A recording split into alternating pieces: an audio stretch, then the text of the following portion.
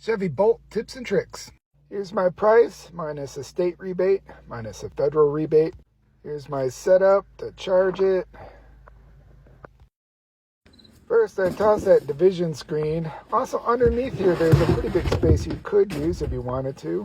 That metal thing is attached for towing, that little wrench thing in there in the back. But there's a pretty big chunk of space in there. When it's hot and you have a fast charger, it'll make this noise, because it's got to cool the battery off.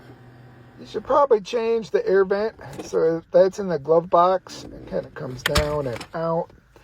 Mine was a pretty smelly car. They had all the air fresheners in there, so I got suspicious, and I was right. Big mouse nest in there. Top speed is 92. If you just got the car, you might have to wait to charge to 100% because that was their battery fix. Here's the fake engine noise. You want to remove this one.